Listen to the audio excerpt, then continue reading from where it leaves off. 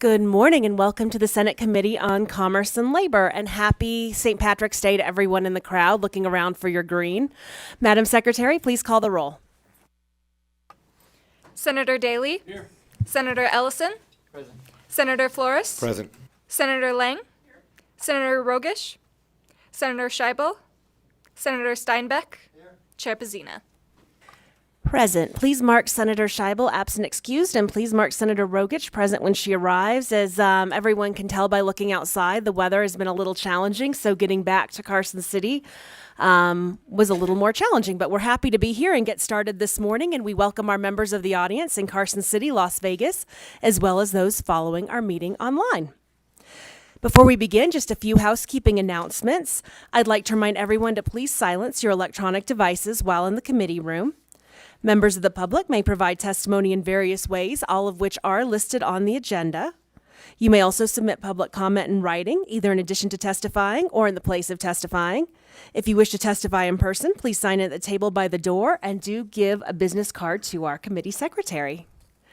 All right, everyone. We are going to get started today. One last reminder, actually, committee members may be using their laptops to view handouts and other exhibits, so please don't view this as a sign of disrespect or inattention. And with that, we are going to go ahead and get started this morning with our first item on the agenda. We are taking our bills out of order this morning, so we are going to start with Senate Bill 204, revising provisions relating to employment, and welcome Senator Ellison and Regent Gokachia to the table.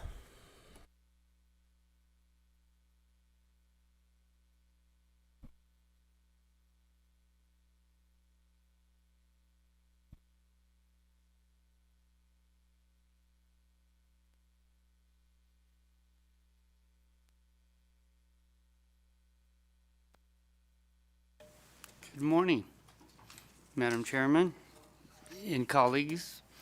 It's good to miss my first bill in this session, so be gentle. And with me today is previous Senator Gogachia. He'll be representing the bill once I get done here. Good morning, Chairman and committee members. My name is John Ellison, representing Senate District 19. By far one of the largest districts in the state, ranging from northern border of Idaho and Utah down to southwestern California borders. I am pleased to present Senate Bill 204, which aims to establish a fair composition model of hours worked on the H-2A visa herders and employers. With me today is Pete Gogachia, my predecessor in State District 19, who is currently serving on the member of the Board of Regent District 8. Additionally, Bonnie and David Little are ranchers and owners. The Little livestock are joining us after this. The remarks that we have, Madam, is a while ago, a esteemed committee heard the bill from my colleague, Senator Flores, about the rights of agricultural workers. My Senate Bill 204 is related to a portion of the same constituents are temporary the H-2A visa program, agricultural workers and their employees. However, the bill has a different background focus on the intent. It's almost alike, but it's a little different. One is ranchers and sheep herders, and the other ones are agriculture producers, and that does a lot of picking in the fields and stuff. You have already heard that thousands of temporary agriculture workers from outside the United States come to work in our state. Our farmers and ranchers rely on them to assist in the harvest, sheep herders, cattle feeding, and other agricultural work during certain seasons. On the ranch, such workers are usually hired to tend to livestock and make sure that the animals are safe and cared for. With the permission, I would like to turn the 204 over to Pete Gogachia and the Littles, which is the ranchers, and they got a story to tell about what happened to them several years back, and with the labor rate, because it used to be that the ranchers always paid by salaries, not by hourly, and that's created a large problem, and Senator Gogochia will get into this and give you some history and the littles, what happened. That we're hoping we can fix this and maybe come up with an idea that would help resolve the issue in the state of Nevada. Because we depend on these migrant workers. It's so important that they're here, they're helping produce, they're working on the ranches, they're working on sheep herders. They do a lot. So if I may, ma'am, I'd like to turn this over to my colleague and a good friend, Senator Gogochia. Good morning, Madam Chair, members of the committee. It's good to see you all again. I don't mind saying, though, I prefer sitting on this side. You guys got a long, ugly session in front of you. So, okay. For the record, Pete Gogochia, and I'm representing myself and Gogochia Ranches. Gogochia Ranches have been running on some of these same ranges and waters in eastern Nevada for well over a century. And so we do use camps, and we are very familiar with range production livestock with over a 100-year history. I have with me, again, David and Bonnie Little, and they have little livestock, and they are engaged today with H2A herders. So, and I would suggest, Madam Chair, that we'll do our presentation and then stand for questions. It would probably be better, make it flow better. Anyway, the real crux of the issue is the CFRs 655-200 to 655-235 require, number one, that H2A herders have to sign a contract when they come that they will come to the United States, and they agree to, i.e. a salary, and that is the visa program to come into the United States. All right. This is all under 655-200. They sign a contract, they get here.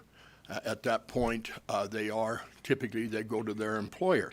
Well, the problem becomes 655 allows for mobile housing. It also requires that they spend at least the majority of their time, 51%, on the range. And so when we then we get into 608 and the NRS, it says, okay, 8 hours, and beyond that, it's time and a half. With that, then we run into the conflict. These people are out on the ranges, which is required by the CFRs that they be, in mobile housing. And again, those mobile housing units are inspected both by the Department of Labor and the state of Nevada. And a lot of people don't realize, but even our Employment Security does inspect sheep camps at least annually, or supposed to by law. But anyway, it does happen. So what's happening with the two regs between the CFRs, it's saying, okay, they have to live in mobile camps. They have to be out on the range. It's impossible to track hours worked that the NRS 608 requires. I mean, how are you this guy is out on the range in a mobile camp, moving. It could be as often as every 2 or 3 days or once a week. And he's there typically, and I'll let Mr. Little speak to this, how many times he does visit those camps, but typically every 6 days, every 5 days is a camp day, and somebody will be on site. The employer and or the camp tender really doesn't know if that guy's going to the sheep every day, if he's going at all. So you're completely dependent on this employee and this signed contract that he has that he's going to perform the work. I think as we get into this, the real question is, and the Littles will be able to address this. There was a lawsuit filed called the Castillo case, and it was headed for the Supreme Court. And ultimately, I believe the plaintiff died, but they can speak to that better than I can because they were personally involved in it. So I guess the real issue is the pleading was they should get paid for 24 hours a day because they were in that camp for 24 hours, and they were pleading. 204 is just an attempt to align that and bring these H-2A visa workers back in line with the amendments we offered Mr. Daly in the 2017 session that puts him in line with live-in domestic caregivers or domestic care workers. And in those, under the existing statute, those live-ins can in fact have free time, sleep time, personal time, time to eat, and that is deducted from the hourly rate that is required by state law. or under 608. So if I'm making any sense to you at all, the conflict is the feds are saying one thing, NRS says another. Under the CFRs, you can contract for a salary, and in fact, you have to sign a contract before you can come here. And then one other point I want to make perfectly clear is these, even though they signed a contract, at the point they don't want to be there, they can request a man, they can quit. And or if they feel strongly enough about it, they can tell the employer they want to go home, and he has to put them on a plane back. And that's a little different than most of us are familiar with. If you quit, typically, okay, take care of yourself. In this, because of their contract status, if they want to, the employer has to fly them home. So you can't quit. It's not like you can't be replaced. And so under 204, as you read the text of the bill, it allows for the employer and the employee to negotiate, that rate, more of a salary rate. These are the hours you work, and this is the compensation, what it will be, and these are your free times, the time you are sleeping, the time you're off duty. And then one other point, and again, with over a century of herding livestock on the rangeland, not me, but my family, probably the biggest change in the scenario is the cell phone. Back in the day, it was transistor radios and paperback books and trying to, kill that free time. Today, they've got a cell phone, and Mr. Little can comment on that. When they're down in the middle of the day, when the livestock is in siesta, we call it, it's hot, they're shaded up, nothing's moving, there's nothing going on. In the summer, if you're on good feed and water, you can be there for 8 hours and nothing moves. So they have a cell phone. They can call home. They can talk to the wife and the family. These cell phones have been great for the livestock industry as well as the employees. With that, I'll close and turn it over to the Littles, and I talked a lot longer than I wanted to. Thank you, Madam Chair, members of the committee. Good morning. First off, I'd like to thank Chair Pazina and the committee members for hearing us out today. I'm David Little, president of the Nevada Wool Growers. I also own Little Parish Sheep Company. We run sheep in Elko, White Pine, and Nye counties of Nevada. We utilize H2A range workers or sheep herders to tend our flocks. Our flocks are out on the federal grazing lands. We're 100% out on the federal grazing lands, and we utilize H2A range workers.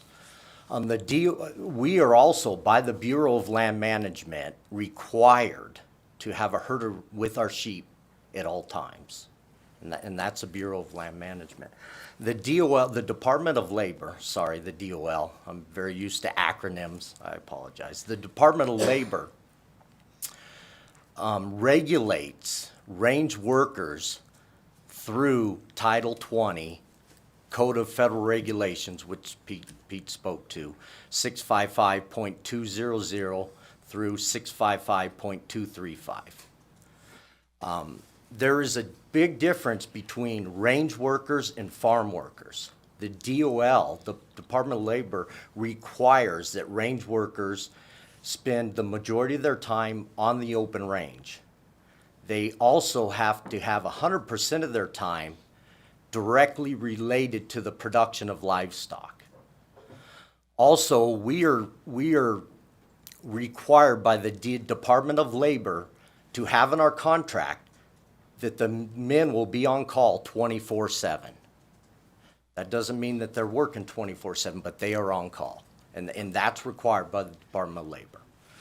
So you can see we're getting in a bind here a little bit.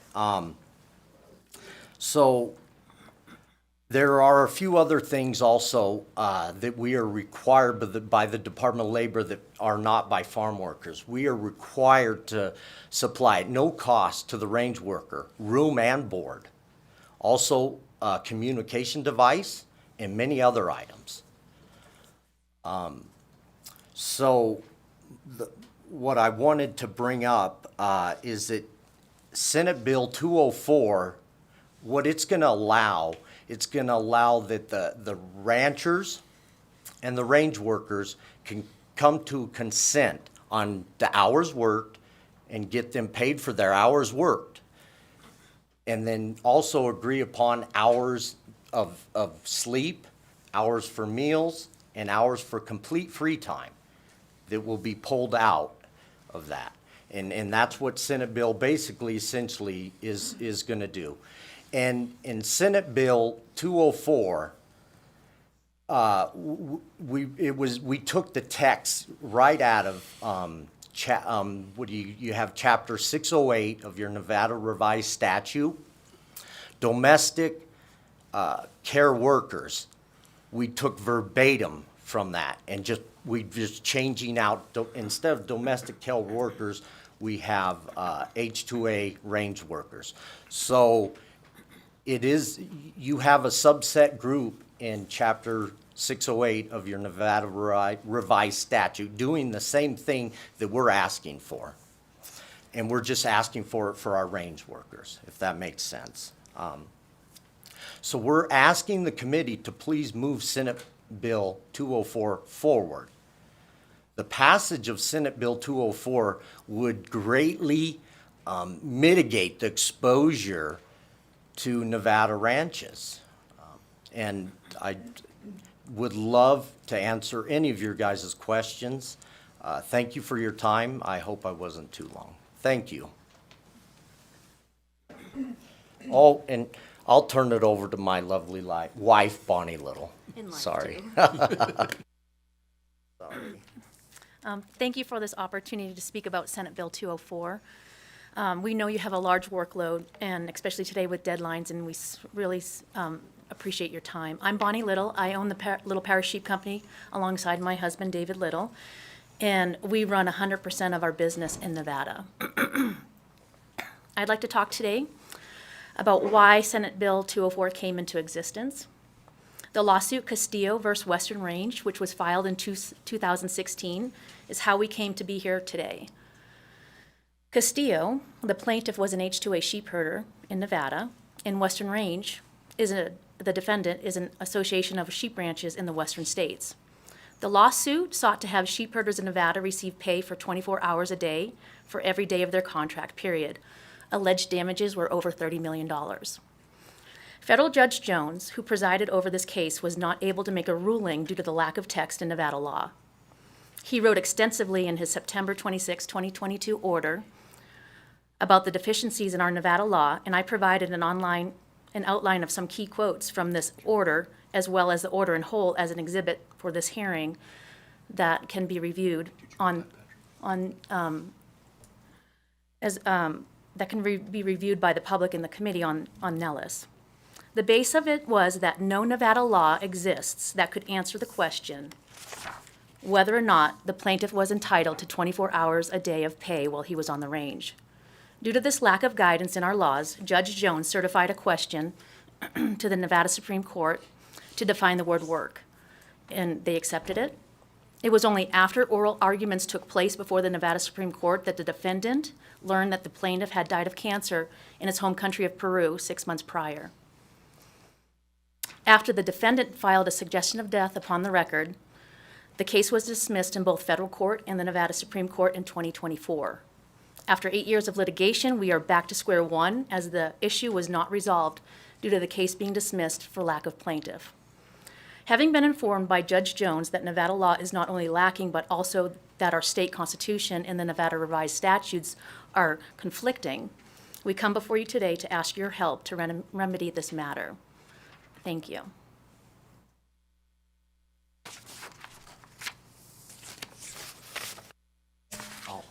All right, you guys stand ready for questions? Okay. Thank you so much. Well, I always look down towards Senator Ellison, but obviously he will not be down there to ask any questions.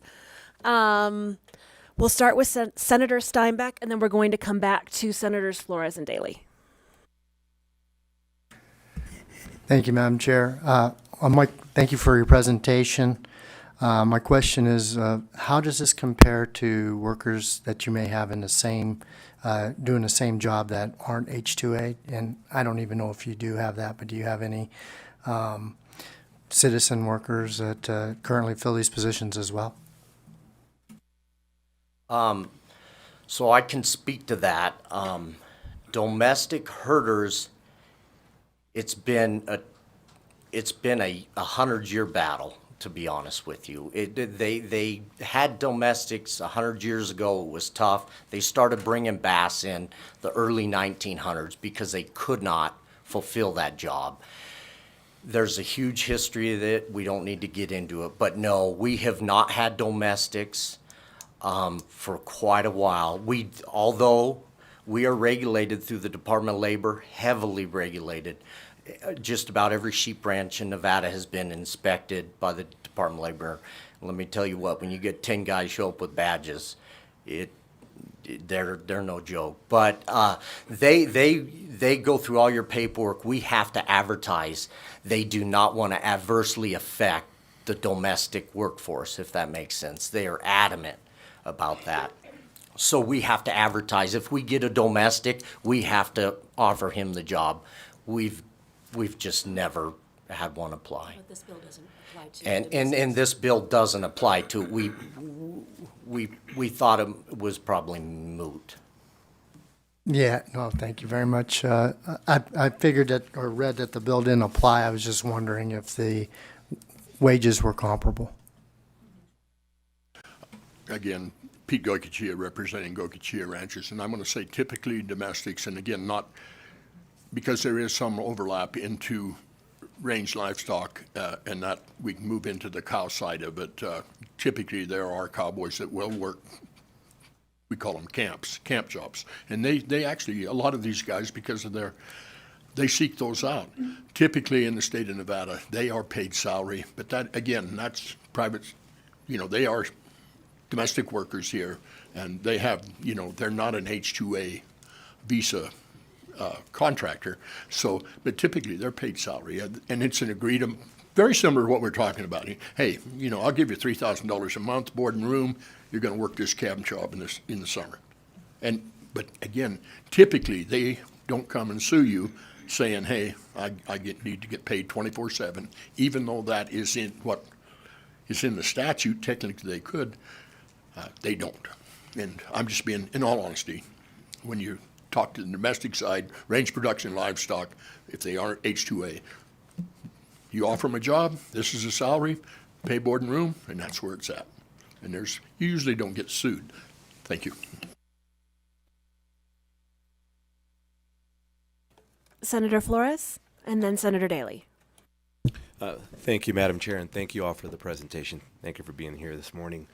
So I guess I'll start off with the first question is, and I think Senator Steinbeck was alluding to it, and if we could just expand on that a little bit. The question would be, if the H-2A program, obviously if that program went away, you'd be devastated. Obviously, it would devastate your operation and all that, and I'll let you speak to that. But I am curious to know what the difference would be, assuming this went into effect, this bill passes, and for whatever reason, the current administration gets rid of H-2A programs, they don't like them, and then somehow we manage to find the workers here locally. Now you're working domestically with the folk here. What would be the difference in terms of rights and protections afforded to them versus an H-2A worker if this bill passes and then all of a sudden the current administration gets rid of the H-2A program? I'm just trying to keep kind of weave out the differences if you think any exist. Well, I'm trying to follow it, and the domestics, in my mind, and maybe I'm wrong. The Nevada law, how I view it, is you're paid every hour worked, correct? Judge Jones was like, okay, they're not divining work. So my point is, I would think most people, you would want to pay somebody for their hours worked. If they are on their free time or sleeping, we're going to maybe be able to pull that out. And that's what we're asking here. And I would assume you would want to do that with the domestics too. And am I missing you? I'm not completely following you, Mr. Flores, Senator Flores. No, and thank you for your answer. Yeah, I mean, ultimately, what I was trying to decipher is, should this program ever go away? And obviously, a lot of folk who are in this line of work on the employer side would say it'd be impossible if this program goes to work to ever operate because we rely so heavily on H-2A workers. But I was just curious to know if it did go away, hypothetically, because of some new policy implemented, and we somehow managed to find domestic workers. We find the folk here in Nevada to take on that responsibility. What I was curious to know is what protections or what additional rights would be afforded to those workers versus the H-2A workers. Are we stripping away any protections from H-2A workers or any additional, any type of additional rights to H-2A workers with this bill that we wouldn't be taking away from, say, just an everyday John Ellison who's working out in northern Nevada? Sure, no, I understand. And no, and maybe it's to our fault that we didn't add domestics part of it. No, I do not see it adversely affecting a domestic. If there was not a range worker and I did hire a domestic, I do not see that. And maybe it's to my fault not putting H-2A federal workers and domestics are affected by this. But I do not see any adverse effects to domestic range workers if there was any to be had. And Madam Chair, if I may continue, and the reason I always kind of advocate for that, I want to make sure that we put all employees kind of in the same playing field, making sure that we have one standard, and if you're working in the state of Nevada, we're all playing by the same rules, kind of. I guess the next question is, and when I was looking in the bill, and I see that where there's this ability for folk to enter into a negotiation, and I, respectfully, that's what we always want, right? You want folk to be able to present point A, point B, and then you find yourself somewhere in the middle.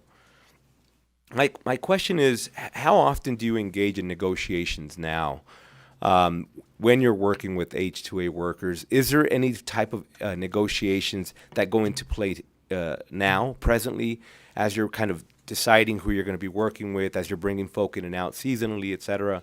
Is there any type of negotiation that you engage with the employees now? Yes, we renew. We have to renew our contracts. We're on a seasonal basis, so about twice a year. And these workers will renew our contracts. And like Pete alluded to, these workers, if they want to go home, I've had guys that want to go home, we get them on a plane. We've had guys, they get here and think, oh, it's going to be like this. And it's like, wow, this is way different, man. Get me the heck out of here. And we put them on a plane, get them out of here.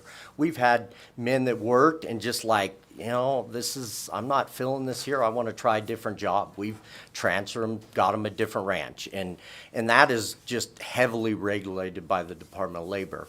But, these men, I have men that have been with me 17 years, and a lot of them. So, and like I said, it's about twice a year we sign new contracts. And Madam Chair, may I have another follow-up? Yes. Or Let's let Senator Golkachia respond, and then we'll go back to Senator Flores. Yes. Thank you. And Senator, it's always good to work with you.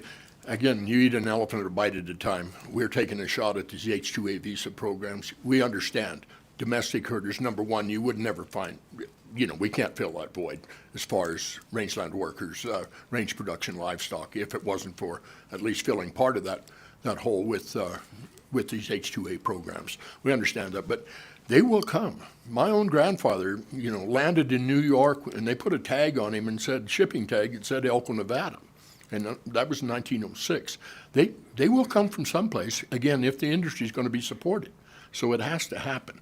But I think, again, we're addressing this with 204. Clearly, if there are some issues down the road, And we got to move beyond this. We're talking range production livestock, which is really covered under the CFRs and how that's handled. But when you're talking, i.e., the livestock industry and the rangelands and those domestics that are needed there, well, if you want to amend this bill, or we'll bring another bill, we're going to have to take it one step at a time. And again, I want to make clear, I didn't bring this bill. It was being litigated because clearly I was here in 17 and 19 and 21. But we didn't bring the bill because, it was in litigation. And it's tough to bring a bill and get it passed when it's being litigated. So anyway, that's why Senator Ellison was good enough to bring the bill this session. We're trying to clean it up. It's something that has to be dealt with, maybe on a far larger scale. But right now, we're trying to deal with the H2A and the conflicts between NRS and the CFRs. Thank you. And Madam Chair, if I may have one final question, I won't hog up the mic. Do you know in the Castillo v. Western case, had there been a written agreement wherein they were specifying the amount of hours that were expected to be worked, followed by the different compensation packages? You're going to be living XYZ, you're going to get X amount of meals. Had that addressed the issue in Castillo v. Western, do you know if that would that have preemptively avoided that lawsuit? If there had been a written agreement at that time, and therein they would have presented that, because I'm assuming they would have presented that agreement, said, you were expected to live out there. We know that this is the nature of the work. You follow XYZ amount of groups, and you're sometimes 100 plus miles out in the middle of nowhere. You knew that was kind of the nature of the type of work you're doing. You were going to be sleeping this many hours, getting this many breaks. But do you know if they would have had that agreement, it would have avoided that, or you think that still wouldn't have addressed this issue? So we have that agreement. We have contracts with these herders. They sign them prior to leaving Peru, and when they get in the country, we sign contracts again. Everything is laid out. Everything has been seen by USCIS, United States Immigration Customs Service. The Department of Labor, this is so heavily regulated. They look at all of our stuff. It's been studied, adjudicated, everything.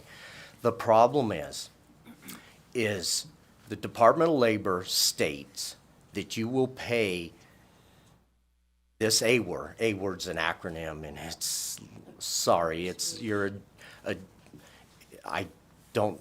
I'm not recalling the acronym, but anyway, the complete verbiage. But you pay this AWOR or the state wage, whatever's higher.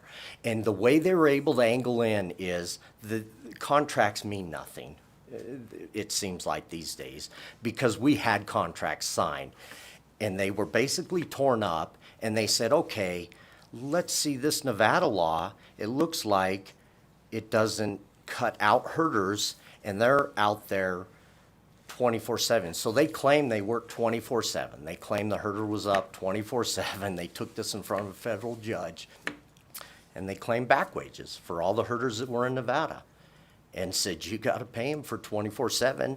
And Judge Jones looked at it and said, golly, this is kind of a mess.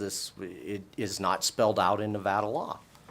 And that's why we're here. But we have contracts, have had them for, Western Range has been around for over 50 years. There have been contracts that are approved and looked at by the Department of Labor, and they're signed by both parties. And Madam Chair, I will pass on the mic, and if I could get a second bite at the apple, possibly, if we come back. Thank you, Madam Chair.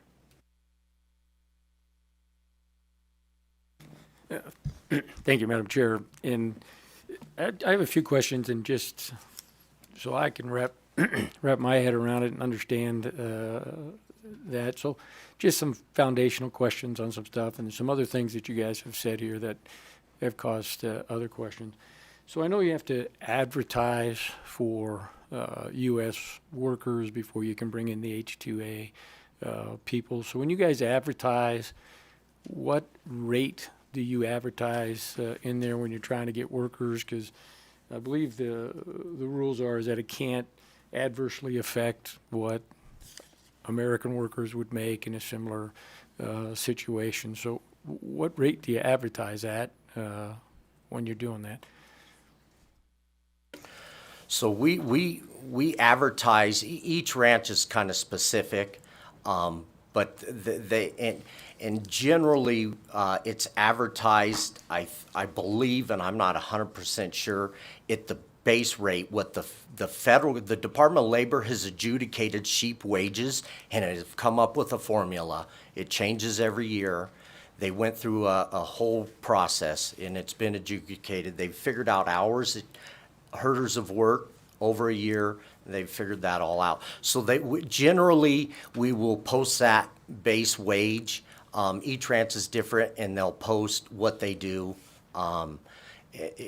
There are criterias. Each ranch is very different. You know, if you have experience, you've been herding for several years, you're going to move up different tiers, up different. So that is advertised, and So thank you. If I heard correctly, they're using a calculation to do a formula to set out a base wage. Is that per month, per week, per hour?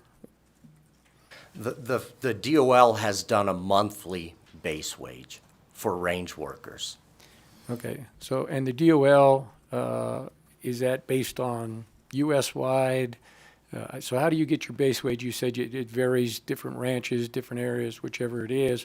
So if it can't adversely affect local workers or workers in similar situation, has the DOL studied what it is in each one of these areas and giving you that information, or are they just using a bigger number?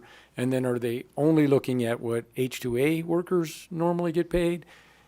Or do they have the information on U.S., or I don't want to use the word domestic because I don't want to confuse things, but, local workers or whatever, if you will? Okay, I'll just go a step back. Prior to the Department of Labor 2015, I believe they did a big rule change. The way they were able to get the base wage for herders is they sent out surveys to all the sheep ranchers throughout the West, all the western ranges, all the ranches. And there was a question: how much are your domestic herders paid? That's how they used to get how they got the base wage for years. The problem was pretty soon there were no domestic, there was zero, so they didn't have a rate. So they would take that rate, and that's how they determined the base wage. This was prior to 2015, I believe. After that, the Department of Labor went into and it's a book of about 400 pages of what they dove into. It's nothing light. And what they did to come up with a formula to determine what the base wage is for range workers. And the Department of Labor has done that, has been adjudicated and everything. And that is the base wage, and it goes from there. It cannot be below that. And the base wage was for a month? Yes, sir. Yes, monthly salary. The Department of Labor has determined that you cannot track hours of a range worker. Like Mr. Gogachia said, I'll dump groceries off to these guys. They're up on a tent on top of the Ruby Mountains or something. That guy's moving his tent. I'll see him 5 days later, give him groceries. It's impossible. And the Department of Labor has recognized that Understood. So another foundational type thing. So how many people are in a crew? All right, is it one guy or is there two? How many people are typically over a flock, or does it vary based on size? Do they have dogs? Are those supplied, or are they brought in with them? Again, Senator Goycochea for the record, Pete Goycochea for the record. Again, it depends on the season. If you're summer, if you're shearing lamb and winter camps, typically in the winter you will have two men, bigger herd. You combine the bands, you'll have bigger, and there'll be two men typically. With a winter herd. Summer, if you're July when those bands are made using lambs, there'll be a smaller herd. You'll be alone, and so. And I want to go back just a little bit and address when you talk about domestic workers in the state of Nevada, i.e., and we're just going back to these are ranch hands. Yeah, they're paid monthly typically, and that's right, wrong, or indifferent, and if something we're gonna have to deal with, let's deal with it on another bill on another day. But that's the real world out there. If you're working on a ranch, you're gonna get paid monthly, and that's how it is, and that's just where it's at. And when the guy comes, you wanna hire somebody, or a guy comes looking for a job, the first thing you'll ask him, where am I gonna live? Is the boardroom in this? You're gonna supply the beef? And, these are all issues. And what are you paying? And if it's agreeable, they come to work. And it's the real world. I mean, we can mince it any way we want. That's how it is. Thank you. Understood. Like I say, I'm trying to get to, if I can, Madam Chair. Yeah. I'll have more than one, but maybe I can come Go back. and around. I just want to give other people a chance. No. I understand. So I know you said you had people that have worked for you for 17 years, and I'm assuming you have that contract. And I'm just curious what that comes out to on one of your 17 guys. And I know former Senator Gokachia used the numbers of $3,000 a month to do this. Now that includes meals and room and board and a few other things other than just pay. But if they were working a month and just using the 168 hours for a week by 4 for a month, if they were converted that to an hourly rate, it's $4 an hour. So below the minimum wage, but I don't know if they come in. If you were only calculating on 48 hours in a week, it comes out to 15 something, probably above the minimum wage, at least in Nevada. So what do these contracts come out to, and where's the rest of the stuff? How much are your 17-year guys getting paid? So these men, they're definitely getting. Sorry. And please do identify yourself for the record each time you speak. Thank you so much. Very sorry. I'm David Little. Sorry, I apologize. David Little. These men are definitely, the Nevada law states you're getting the minimum wage for hours worked. So you're $12 an hour, you're 13, you're whatever it's going to be eventually. But our men are getting $12 an hour for the hours worked, and What's the number? The monthly number. I mean, there's a monthly number anywhere from 28 to 4,000 a month. It's in plus room and board, and there's a lot of other hidden fees in that. It probably doesn't matter, but we have to pay for their flight over here, every travel they do in Peru to get all their paperwork. It's believe me, with the sheep industry and what we make out of these sheep, I'd love for any of you, believe me, if any of you guys are over in my country, please stop by. I'd love to put you in the pickup and drive around with me and spend a day with me because it would be fun, just to let people see it. So Again, Senator Pete Gokachia for the record, and I'd like to respond to that. I'm going to tell you one thing, first and foremost, if you don't have good groceries, you don't have good horses, and good camps, you haven't got any workers, and I don't care what you pay. Again, it's somewhat unique, but those people that work camp jobs, they like it, they love it, they love that lifestyle, and that's what we're talking here today. But again, it depends. If you're not a good boss and you don't have good groceries and you haven't got decent horses, you haven't got employees. They don't have to work for you.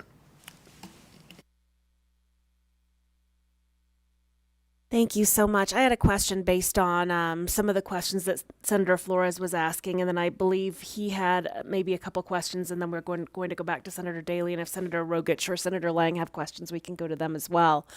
It sounds like this H-2A program, visa worker program, the visa workers are really critical to the work that's getting done. And then it's more challenging maybe to find domestic workers. So I guess my question would be, depending on policies, depending on administration policies, how challenging would this be for you if the H-2A visa workers weren't able to be here anymore in the country? Well, again, it would be devastating to the industry, especially the sheep industry, if in fact there were no H-2A program in place. We don't anticipate that will happen, and again, I just trying to clarify with SB 204, we're just trying to take this first cut at it, and which is the H-2A program, and bring it into alignment, the state statutes, with the CFRs. And we're not going to solve it all with this one bill and in an early morning hearing in Carson City. So, but again, we're just asking you, this is our attempt to bring the H-2A program. We don't know what's going to happen on the national level, but let's bring the H-2A program as it pertains to range livestock production in line with Nevada statutes, in line with the CFRs, and we can do that by rolling them into a bill we passed in 2017 that allowed for live-in domestic caretakers. Thank you, Regent. We will go back to Senator Flores and then to Senator Daly. Thank you, Madam Chair, for the second bite at the apple. I was looking at specifically subsection 3 on page 3, where it goes into the conversation regarding the precise record keeping of the number of hours worked. And I heard the conversation where you're saying it's very difficult to track that. I was curious to know, right now, what is the expectation of a worker now? How many hours are they supposed to be working according to your agreements that are presently being signed and the expectations you lay out? How many hours are they supposed to be putting in per week now? I'm David Little. Thank you, Senator Flores, for the question. Yes, so they're tending the flocks, and this work is very, very different. I want to be very precise in how I say this. You have a gentleman or a gal on a factory putting doorknobs on the Ford factory line, and you're going to put 1,500 doorknobs on, or you're down the road. A sheep herder is out with the flock, it's relaxing. It's very different. It's not high pace. It's not high speed. There are seasonal times when we'll pick up in shearing and lambing, and there will be more hours worked, so they're paid more at that time. But in the winter, I mean, you're talking 4 to 5 to 6 hours. Traditionally, we won't pay under 7 hours a day in the winter. The winter and the summer can be really lax. There's times where it picks up. But this work is completely different. I'm not there, obviously, I'm not watching. I have these guys sitting out there, their herd spread out, and they're just sitting up there on a rock, talking to their wife. A lot of them will watch soccer. Obviously, they're getting paid for that time, though. And we recognize that's not complete free time, and we don't expect it to be. But this work is way different. It's different, and these men they like it, and they don't like to come. When we bring them to town, they're like, man, this is crazy and nuts here. This is a lot of motion, a lot of moving. Kind of like it out there where it's peaceful and quiet. So it's just a different job, and it's different work, and it's a different mentality to herd sheep, and that's just what it is. But the hours worked now. We're still in our winter. You're talking anywhere from 5 to 7 hours a day. As we get into shearing, lambing, that will pick up, and it drops down in the summer months. And Madam Chair, if I may do a follow-up, is there at any point where sitting up on that rock, as you mentioned, and they're kind of watching over the activity of what's happening with the flock, is there ever a point that at any stage in that kind of that job that it's not considered an hourly job?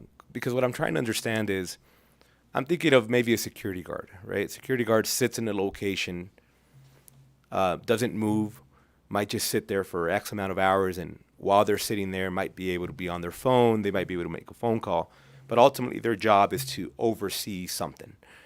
And in a kind of traditional approach of how we see work, in that time we would say, if you're on site, you're doing the job, you're wearing the uniform, you have that obligation. We're going to compensate you for all those hours. In this scenario, and the amount of work that you're doing, is there ever a scenario where you have the individual sitting on that rock, and while they may be relaxed and they have an opportunity to be on their phone or doing other activities while they're doing that simultaneously, that we're not going to compensate an hour of that type of job? Is that ever the case?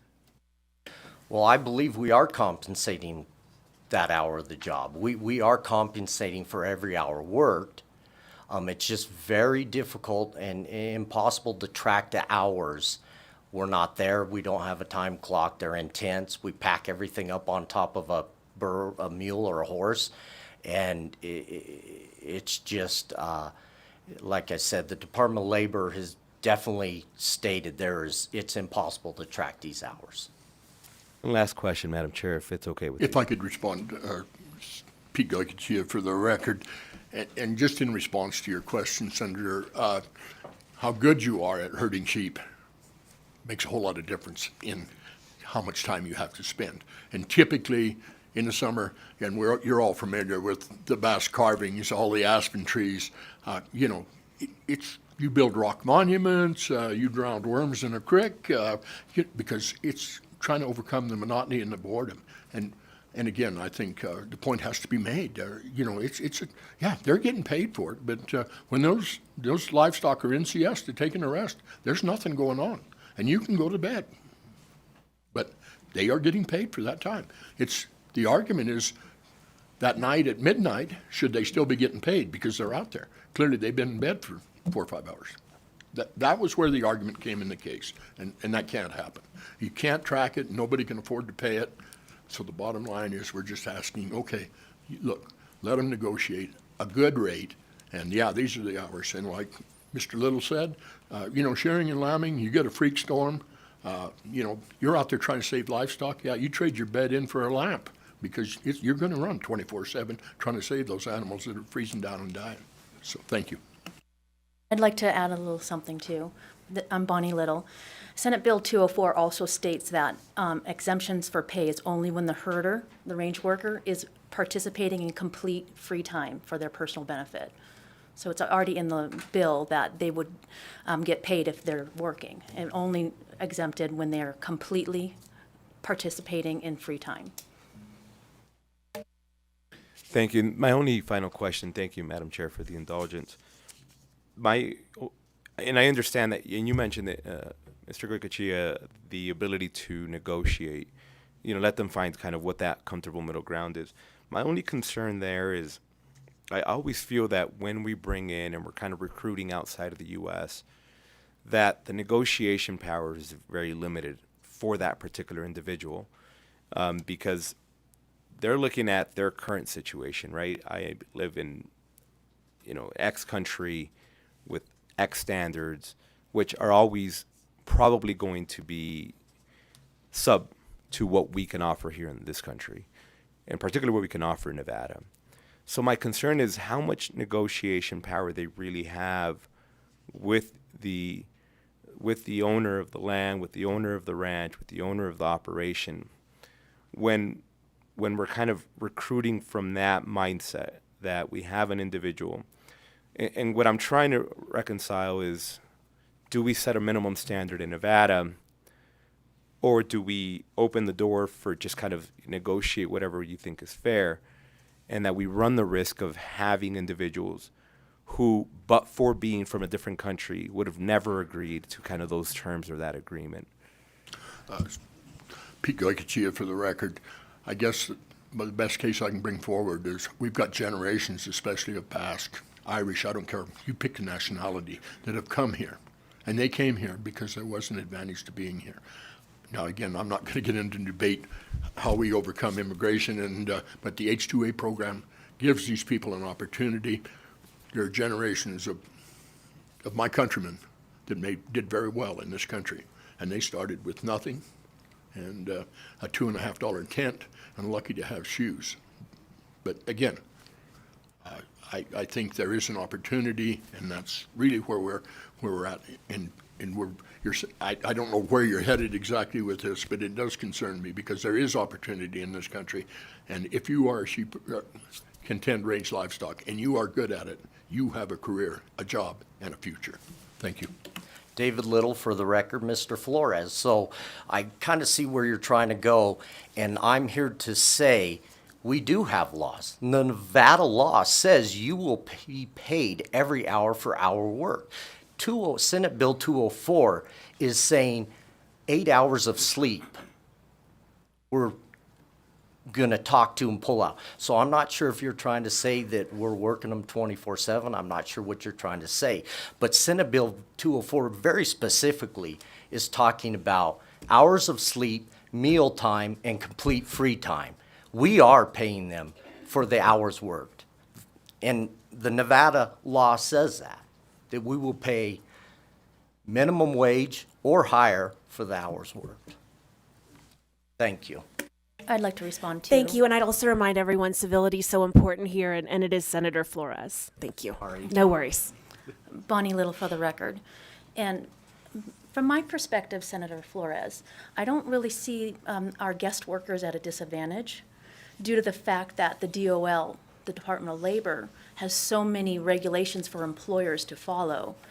And there's so many protections already in place on a federal level for our workers. And I, just for an example, you can log on to the Department of Labor website, and all over it is how to file complaints on your employer. I mean, I almost wonder if we're at the disadvantage because we can really have a lot of penalties put against us if we do something wrong. And we can even be debarred from the H-2A program if we do not treat our workers appropriately and follow the regulations that are placed upon this program.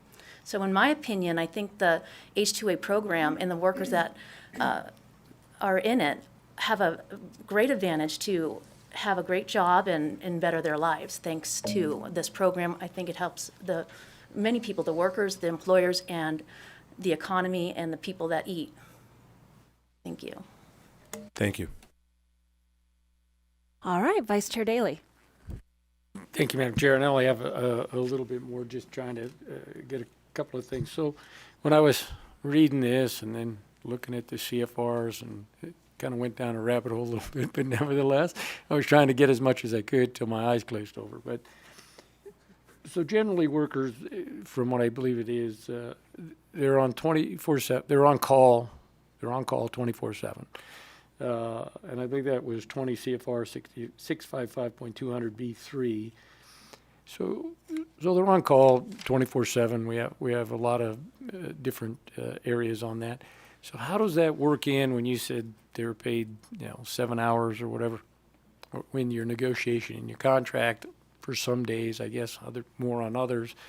How does that all calculate in with the other requirement under the regulations on the 75% of the guaranteed time? So you're advertising for a time, you're obviously not advertising for 24/7, so then you have a lower hour number that you're anticipating they're going to work, and then you have to have a 75% guarantee that they'll get paid or get at least that many hours. Now, hopefully more, or as many as you were talking about. So help me with that just a little bit versus the 24/7 on call. David Little, thank you, Senator Daley. I'm not following it completely. We are required to guarantee 3/4 of the contract. That being, and I'm not sure if that's what you're seeing or stating to that,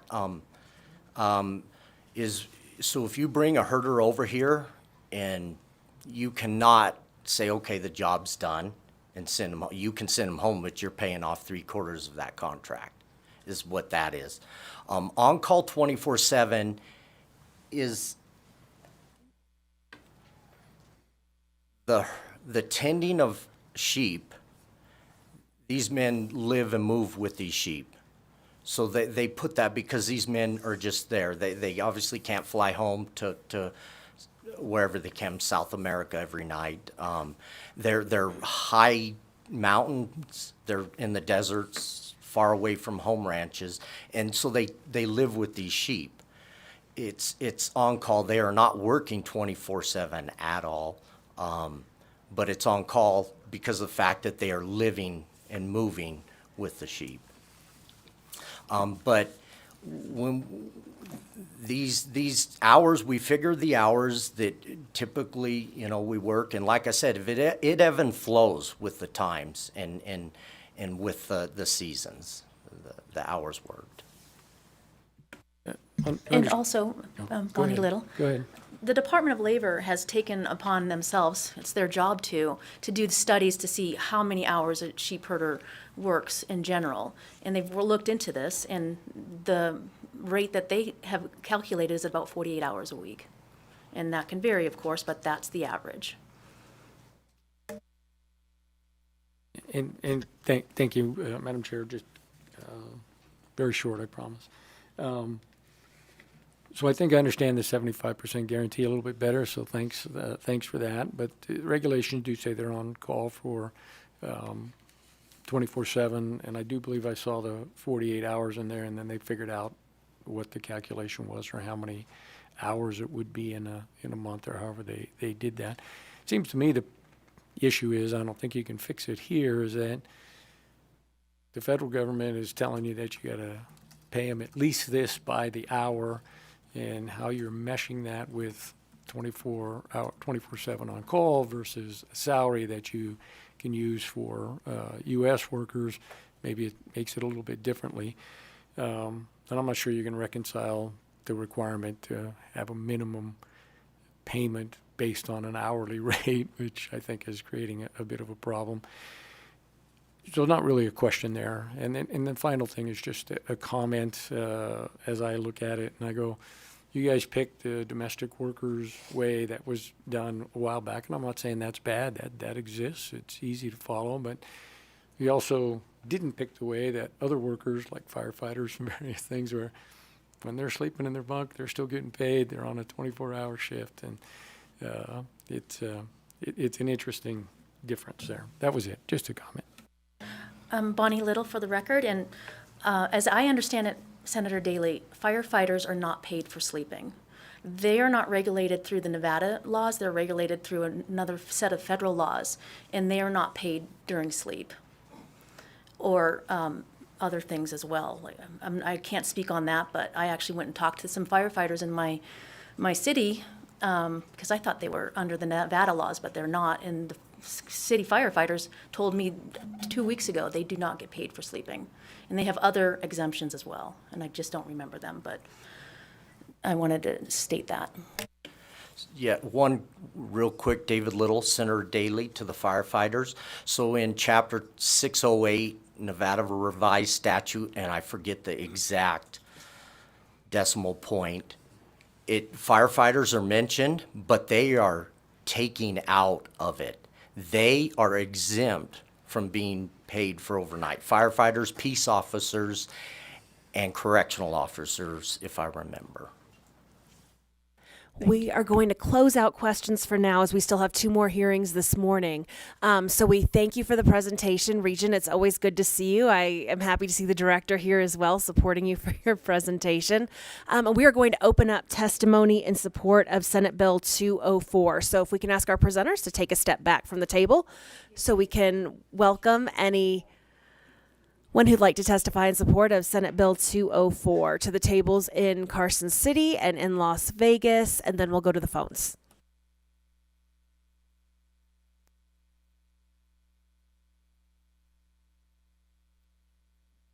Chair, members of the committee, for the record, my name is Doug Busselman. I'm the Executive Vice President for the Nevada Farm Bureau. We're here today to support SB 204. We believe that what this bill does is it brings Nevada's statutes into line with the contracts that the federal government is operating with, and we don't have the conflicts that would otherwise exist from having different obligations or different systems in place. So that's why we're supporting the bill. Good morning, Chair Pazina and members of the committee. My name is Jim DeGraffenreid, Jimdegraffenreid. I'm Nevada's Republican National Committee man, here today on behalf of the Nevada Republican Party in support of SB 204. Our platform states that we support a free market economy, meaning that we support the ability of employers and employees to negotiate employment contracts that fit unique job circumstances and requirements for the benefit of both employers and employees. There was some discussion around the domestic versus H-2A workers. While this bill specifically addresses the H-2A workers, I believe that the same issues apply whether we're talking about domestic or foreign agricultural workers. We want to be fair regardless. Section 1 of this bill allows periods of complete freedom from duty to be exempted from hours worked, with the provision that if a call to duty occurs during such a period, it will be treated as hours worked. I have some experience with schedules like that. I was a career firefighter for 20 years, work schedule of 2 days on duty followed by 4 days off duty. We were available to respond 24/7 because obviously emergencies don't happen on a 9-to-5 schedule. While I was on duty for 48 hours straight, I wasn't working obviously for that entire time. While we waited for the tones to go off, we could eat, make phone calls, take care of personal business online. Occasionally we even got to sleep, and once in a while that was at night. Obviously, if the fire service had to pay overtime under the same rules as employers of 9-to-5 employees, the financial burden to taxpayers would be excessive. As a result, there's exemptions in in law for public safety workers who need to be available 24/7. This bill simply does the equivalent for a unique employment situation involving ranchers and their employers who are required to be working out on the range, and we urge your support. Thank you. Good morning, Madam Chair and members of the committee. My name is Janine Hansen. I'm the state president of Nevada Families for Freedom. I think most all the issues have been well covered. I live in Elko County. I think it's very important to support our ranching and sheep industry in Nevada. They have had many problems over the last few years. We feel this is a very reasonable bill, and of course Senator Ellison is my senator, so I wanted to be here to support his bill, and I appreciate that.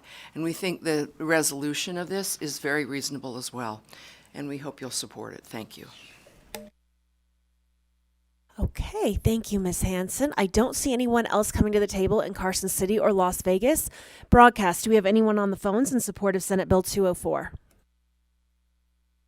If you would like to testify in support of SB 204, please press *9 now to take your place in the queue. Again, if you would like to testify in support of SB 204, please press *9 now.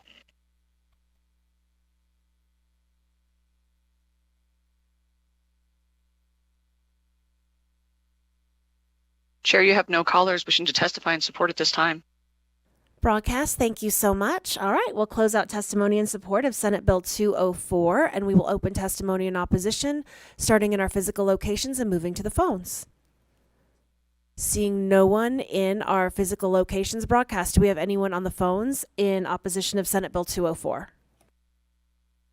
If you would like to testify in opposition of SB 204, please press *9 now to take your place in the queue.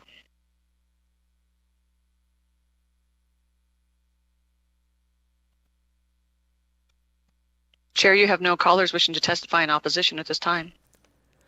All right, we are going to neutral. If anyone would like to testify in neutral, please come to the tables at the front in Carson City, and we'll start when you're ready. Madam Chair, thank you, Director Goycochea. For the record, Department of Agriculture, we are neutral on this bill, but I would just like to put a little context out there.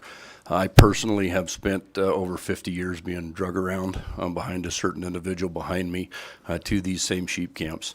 I will tell you, as a kid growing up on the Rubies, there was a lot of long nights sitting with a kerosene lantern, reading a book, or listening to a transistor radio. Those were often just broke up by taking a trip several miles up into the forest to have dinner with a sheep herder that was up there in their camp, their home. And I was always made very clear to me that that is their home. If you come across it in the middle of the day and they are in siesta, you do not disturb them unless the door is open or you absolutely need something. Same for the evening. There's been a lot of conversation about domestic workers as well. Agriculture in Nevada, predominantly livestock agriculture, is having a tough time finding these skilled workers here. There are a lot of cow guys that do in fact hire on contract, if you will, domestic workers. They are paid every 2 weeks on a salary by the month. We cannot find good people that want to do these sheep herding jobs anymore. They're just not qualified. Everybody wants to be a cowboy and do cowboy stuff until it's time to do cowboy stuff, and the sheep guys are even harder. Thank you. Thank you, Director Gokachia. All right, seeing no one else in Carson City or Las Vegas to speak in neutral, sir, just come up to the table if you'd like to speak in neutral. Yes, we did have an opportunity to speak in support. However, we would love for you to share your comments with our committee secretary, and we'll make sure that those are shared with the entire committee. And we thank you so much for being here. We are running a little behind today. If you'd like to speak for 30 seconds, I can give you 30 seconds in support, but we do need to keep this committee moving right now to get to 2 additional bills. Please turn your microphone on. John Gavin, John Gavin, representing Borderland and Sheep. We're in that same lawsuit that was dismissed. Reality is that our herders may come the first time they ever come, somewhat naive, but they very quickly are the new age sheep herders. They got their cell phones and they self-regulate. If they don't want to come back, they don't beg us to come back like our herders have done for 20 years. They can't wait to get back here because they make more than they could ever make in other opportunities. This is a good bill. It self-regulates, it's local regulation, it's local monitoring, and we need more of that, not more federal regulations. All right. We thank you so much. Please do turn all of your comments in, though, to our committee secretary so that we can make sure that the entire committee can review those comments. Broadcast, is there anyone on the phone who'd like to testify in neutral on Senate Bill 204? And thank you. If you would like to testify neutral on SB 204, please press star 9 now to take your place in the queue.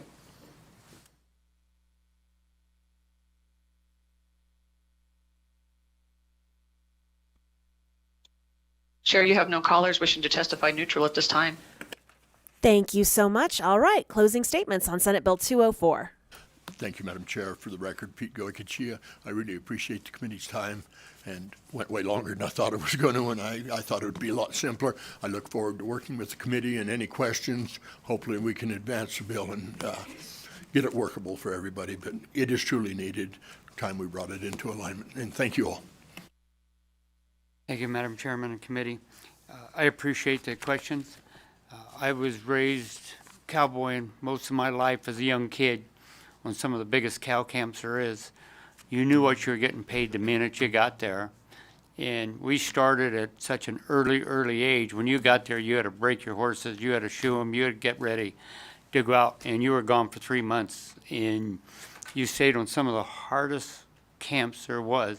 But you knew the day you got there what you were going to get paid, and you accepted that and loved it. So I look forward to this bill. I'm hoping going to move forward, but we done this as a livelihood before we got our own ranch. Okay, thank you. Thank you so much, Senator Ellison, Regent Gokachia, and Little Family. With that, we will close the presentation on Senate Bill 204, and we will welcome Senator Dunyate and Senate Bill 291. Opening the hearing, which revises provisions relating to personal information. And you can begin whenever you're ready.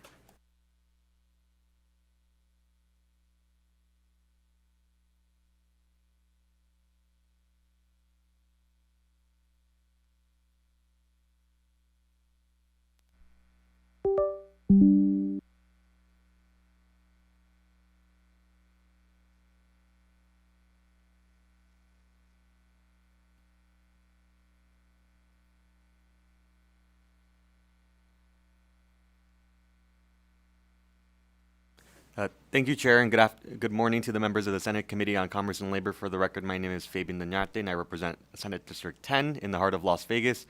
Today, I come before you to speak on Senate Bill 291, an act that revises provisions relating to personal information.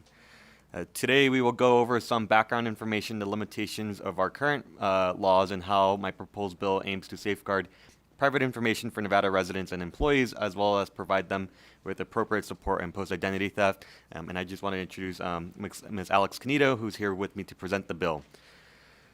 Senate Bill 291 is an act relating to personal information. It requires certain employers to implement and maintain reasonable security measures to protect the personal information of certain former residents of the state.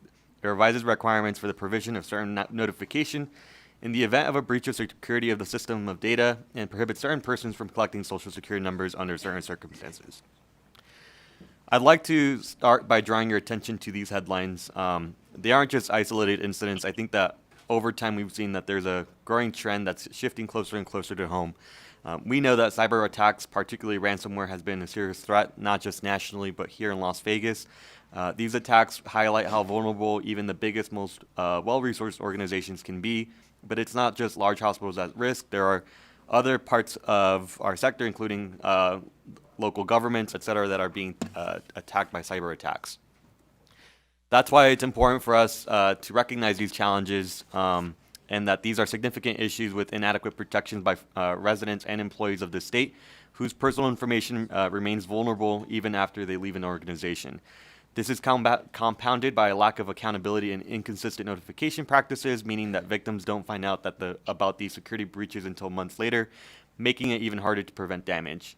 We talk about folks that get their identity stolen and so forth and how common it is, and that many of the victims don't even realize that it ever happens to them until they are in a scenario where a credit card or something is opened without their consent.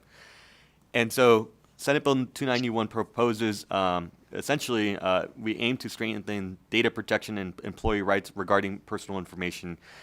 It has provisions relating to the safeguarding of personal information for individuals and their employers, and we'll go ahead and talk more about it through the conceptual amendment. But the main thing is that for victims of identity theft, if you fall into this situation, this bill now proposes to allow you to request a new driver's license number at no charge. And the bill also restricts businesses from collecting or maintaining full social security numbers with limited exceptions, as we'll go over in the amendment. Chair, at this time, I'd like to pass it over to Alex to discuss more of her personal experiences, but just for transparency's sake, since the last time that we came from the legislative session from 2023 to 2025, I also was a victim of identity theft. I received a notice from the IRS that someone was using my social security number, and then also went through the situation that my former employer was one of the ones that got hacked, and now I have to deal with the repercussions of it. And so I think that we're going to hear many stories today about the impact that folks may find themselves in, and so I'd like to turn it over now to Alex. Good morning, Madam Chair and members of the committee. My name is Alex Canito, and the senator and I first connected to come up with this bill idea because, as he said, his identity had been stolen and mine was stolen, I believe, back in October of 2023. I woke up one morning, I had hundreds of emails saying I had been subscribed to different websites and several credit cards had been opened in my name. So that was kind of a nightmare, very scary, not really sure where to turn to, how to get the situation remedied. I thought I had addressed it, and then a few months later, another credit card had been attempted to be opened in my name, and that happened again a third time. So it's just really frustrating. Many people in this room, many of you I'm sure, have been victims of identity theft. Having the option for a company who's not required to collect a social security number and maybe having the option of another form of identification like your driver's license could give a little peace of mind to people when they're applying for different things. I think my identity was hacked. My dog Penny, you might know her, she's a therapy dog, and I had to do a background check for her to become a therapy dog, and I think that's how my identity was stolen. There was just a data breach. So thank you. Thank you again, Fabian Duñate, for the record. So just, Chair, if we have your permission, we're just going to go over just the amendment that you may have. So main things that we're changing. So on Section 4 of Senate Bill 291, the amendment pretty much says that, again, that the employer, to the extent practicable, will reach out to their current and former employees, notifying them of the data breach, and that the employer must inform the employee that they have the option to request credit monitoring up to a year, and any other identity theft protections if the employee requests such services, and the employer should have to provide them at no cost. This section does not apply to any company less than 50 employees. We thought that was pretty reasonable because obviously the burden that may be faced with small businesses. Section 7 of the bill makes exemptions to the certain provisions, and so you'll see that there are certain folks that have been added to this exemption list. The main thing that we wanted to ensure was, obviously, there are multiple types of businesses that require the disclosure of a social security number, and so as long as it's relevant to the business activity, then we exempted that as part of the bill. So that is now included in here. And then Section 9 of the bill makes some changes, and then also Section 10. And I just wanted to, before we answer any questions, I did want to mention that we did receive an amendment from the Nevada Resorts Association this morning, and we'll be adding in their recommendations post-hearing, but because of the timeline, we'll answer questions to what we have presented so far today. The amendment does not make many changes to the content of the bill. It's more technical changes, and so we'll provide that to committee members if we get the chance to come back for a work session. So with that, Chair, we're happy to answer any questions. Thank you so much, Senator, and we all enjoy seeing Penny around the building. Do we have any questions from the committee? Senator Daly. I'm the only one? Just real quick, in your amendment in this Section 10, I just want to make sure I'm understanding and getting it right, because you're deleting constitutes a deceptive trade practice for the purposes of 598. And you're deleting that and just going to an existing where the Attorney General could have prosecuted and done some of that stuff. So it's just in the technical, when you're taking that out, it formally applied to 603A.010 to 603A.290. Is that what we intend to do, or do those things still need to be deceptive trade practices? Whether or not sections 2, 3, and 4 need to be, and you want to not have it and just have enforcement by the AG, or did the AG agree with this? And I just trying to understand why we're taking out the deceptive trade practice when it was there before. Thank you so much, Fabian Doñate, for the record. So a lot of the deletions that we're making to the bill is because a lot of it is already under federal law, and so this is one of the examples for it. We felt that there was already parts of the law that covered this provision, and so there wasn't a need to add more of an extension. But I'm happy to chat offline with you just to make sure that it's covered. No, understood. I just wanted to understand it myself. Obviously, the deceptive trade practice rules in Nevada are substantial, and they're hopefully a good deterrent of people not doing foolish things. But if we remove that and just go, the AG can prosecute, it's a little bit different. So wanted to understand that was all.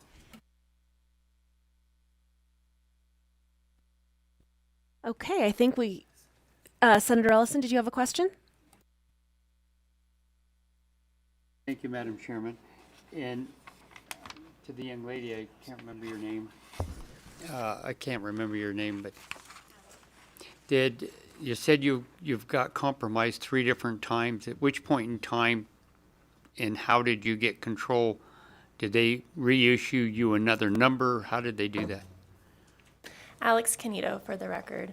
Senator Ellison, my social security number was stolen, and so I can't request a new one. And unfortunately, I reported it to RPD. I paid for LifeLock, other services to monitor my credit when a credit card is opened, put a lock on it. Somehow it still got bypassed, and that was when the second hack had happened. And then the third time it happened again. It hasn't happened in several months, so I'm kind of just crossing my fingers and hoping that I don't have another issue. But for me personally, that is something that's very stressful. I've done all of these steps as far as everything that I've been advised to do in order to try and protect myself, from this point moving forward, and my information could still be compromised at any moment. So I think that was kind of the idea with the driver's license number, is that is a number that you can request a new one. And so if your driver's license number is stolen in a data breach, you could request a new one and kind of have peace of mind of some extra protection. Thank you. Thank you. All right. I think that is all the questions. I think we questioned ourselves out during the first hearing. go ahead and take a step back from the table. We thank you so much for the presentation, and we are going to open testimony in support of Senate Bill 291 here in our physical locations in Carson City and then Las Vegas. Seeing no one coming to the tables, broadcast. Oh, wait, we do have someone coming to the table in Las Vegas. Excuse me, in Carson City. Come on up. And if there's anyone else, please do plan on coming to the table.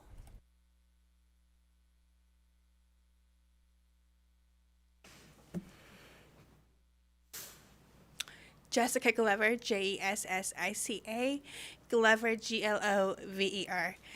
I support this bill. I've also been a victim of identity theft, not once, but several times. I was actually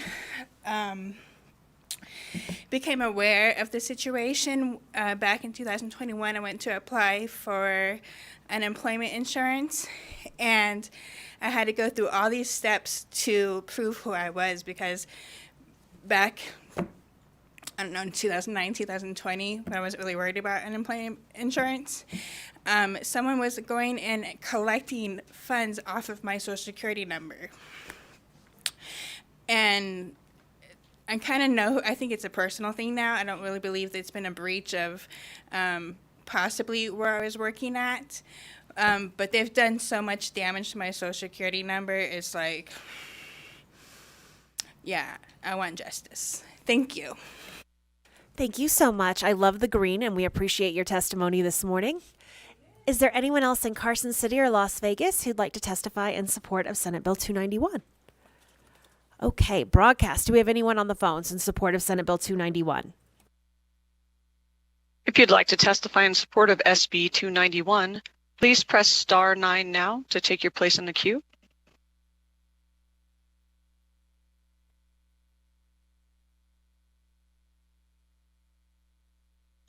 Chair, you have no callers wishing to testify in support at this time. Thank you so much, broadcast. All right.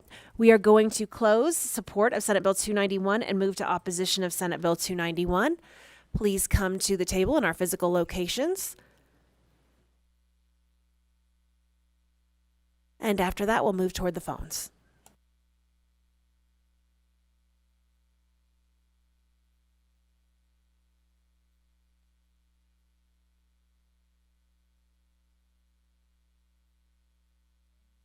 I'll jump first, ma'am. Good morning. Brian Wachter, Senior Vice President of the Retail Association of Nevada. We appreciate all the hard work that has gone into, I think, recrafting this bill. We are opposed in its original conception. We're going to take a look back at the amendments and see if that's something that can move us off of it. We are, however, a little concerned. The first victim in these particular crimes is the company itself. It is not something through their own actions that have caused these particular things to occur. They are victims of a crime, usually themselves. We have seen larger companies in Nevada, when they are victims of these crimes, it is total chaos.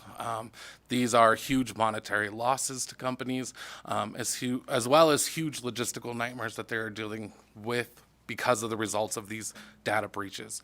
And so we appreciate the opportunity to be able to make sure that that data is secure, but that we hope to be able to work with our regulators to be able to make sure that we are responding appropriately. But these are large problems. The company is the first victim of the crime, and we want to make sure that we're handling that responsibly. So for those reasons, we are opposed to the bill. Thank you, Chair and members of the committee. For the record, David Daslich, D-A-Z-L-I-C-H, with McDonald Carano, here today representing the Consumer Data Industry Association. The CDIA represents credit bureaus, regionalized and specialized credit bureaus, as well as background check companies that deal in consumer data. While the CDIA appreciates the intent of this bill and wants to work as an industry to continue to keep personal information secure and remedy those breaches that do happen, we're here today in opposition to the bill as initially introduced. I'd like to echo the sentiments from my colleague. We do appreciate the work that has been done on the conceptual amendment and are continuing to work with the sponsors to specify some of the language. Concerns with the bill as introduced are around the collection of Social Security numbers, and we will be working to get a little bit more clarity on appropriate collections, what businesses can and cannot use those. The use of Social Security numbers is very necessary within the data collection industry, especially to verify identities properly to ensure that credit scores are correctly correlated with the right consumer. So we just want to make sure that that's protected and that in all aspects we are working to best practices to keep that data secure. Thank you.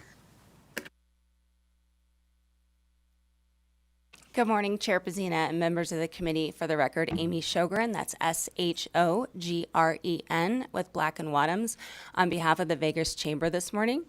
The Chamber thanks Senator Doñate for meeting with stakeholders and addressing many of the concerns with the proposed amendments.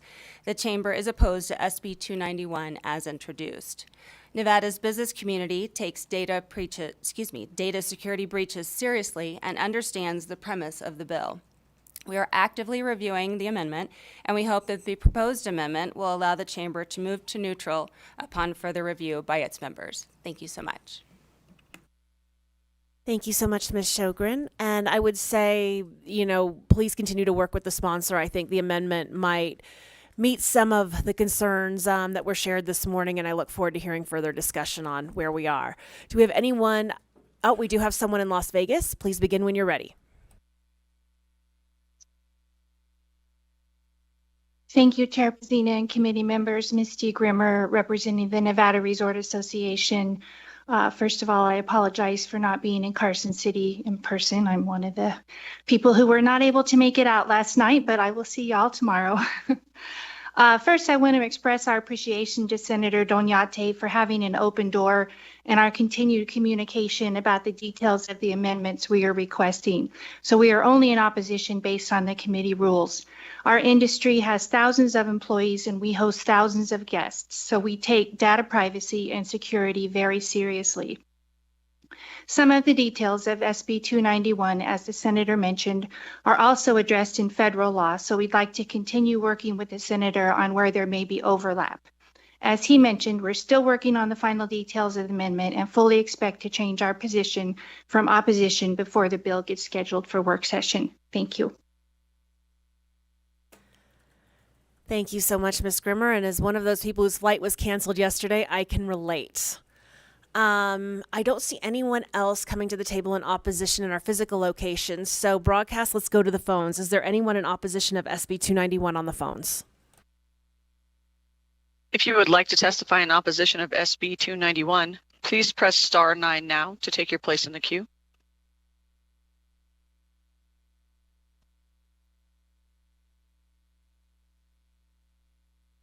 Chair, you have no callers, and oh, I'm sorry, Chair, you have one caller.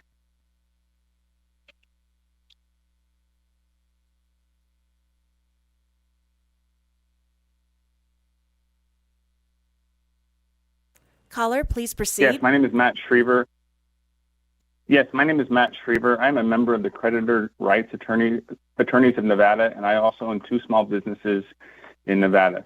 While I understand the good intentions of this bill, there are legitimate concerns with Section 7 and how to navigate this bill to comply with various federal laws.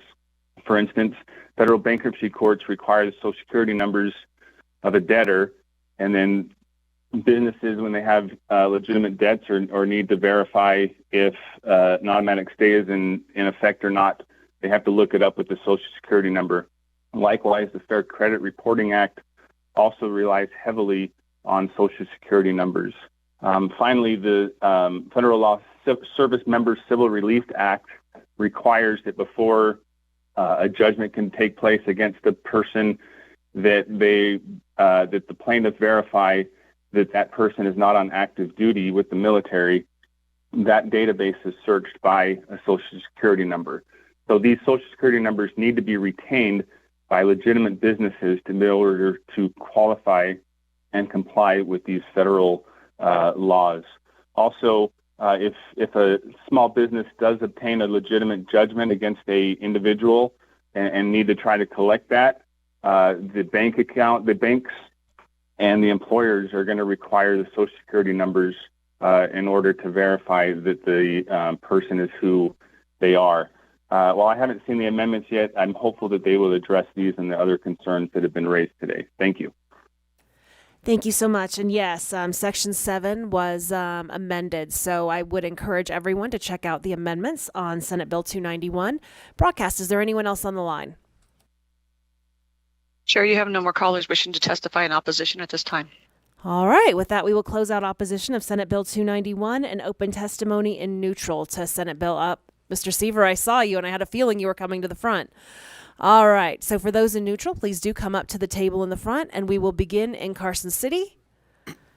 Move to Las Vegas if there's anyone there, and then to the phones. Good morning, Chair. Committee members, Sean Sever from the Nevada DMV. We are neutral on SB 291. We do appreciate the bill sponsor reaching out to us. We already give new driver's license numbers to customers for these issues already. We also determined the impact of dismissing the fees would be a no impact fiscal note since it would be less than $2,000. So happy St. Patrick's Day. Thank you so much. Mr. Kane? Chair Pazina, members of the committee, always great to follow Mr. Seaver and to be next to Ms. Capurro. I echo him. Happy St. Patrick's Day. Here on behalf of the Nevada Bankers Association, we are in neutral. Banks are the gold standard when it comes to cybersecurity and data privacy, and we appreciate the sponsor being willing to work with us on this bill. Thank you so much. Chair Pazina and committee, Shelley Capurro, representing the Nevada Association of Health Plans, and we just want to thank Senator Doñate and Ms. Canito for working with us on this amendment, and we look forward to being involved in the continued conversations on this bill. Thank you. Thank you, Madam Chair, members of the committee. Adam Plain with the Nevada Division of Insurance, neutral on the bill again. Just wanted to state that we didn't request the amendment regarding Title 57, but wanted to verify the veracity of the insurance industry claims that, health insurers do use Social Security numbers to verify eligibility for individual health insurance plans purchased through the Silver State Health Insurance Exchange and otherwise. Life insurers use Social Security numbers to run against the Social Security master death file. So it is a fairly common, widespread, and required practice in the industry. So just verifying those claims that you may have heard. Thank you. Thank you so much. All right, not seeing anyone to testify in neutral on Senate Bill 291 in Las Vegas. Broadcast, is there anyone waiting on the phones for us? If you would like to testify neutral on SB 291, please press star 9 now.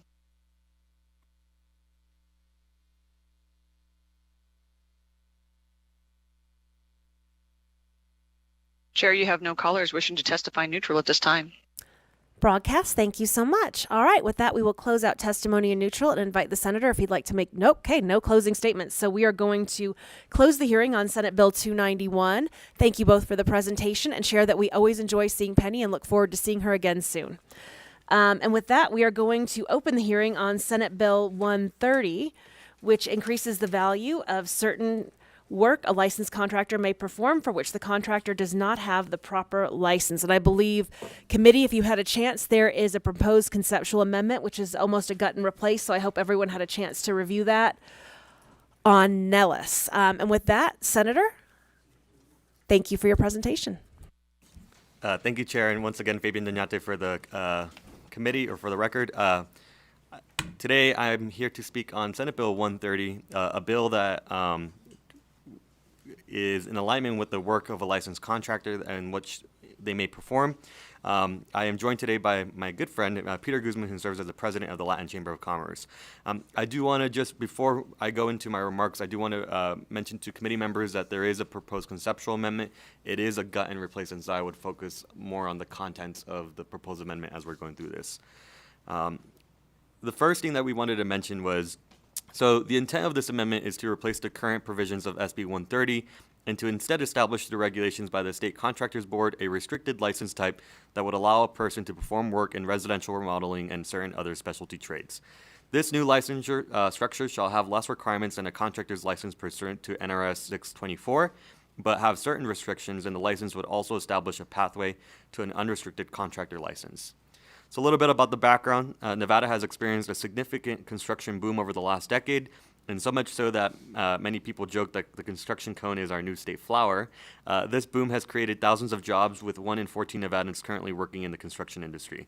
When we examine the demographics of construction workers, we see that many Latinos are overrepresented in this industry, and they make up at least 1/3 of the workers compared to other industries. Well, the issue that we face that Mr. Guzman is going to go over is that a large portion of the Latino workers are painters and small contractors, roles that align with the B7 residential remodeling classification. However, many building contractors face barriers due to the 4-year experience requirement, and the experience can be gained as informal pathways, traditional with what we're seeing on the ground. To address these barriers, we have proposed a new restricted licensure pathway. To start, applicants need at least years of relevant experience in a trade or equivalent training.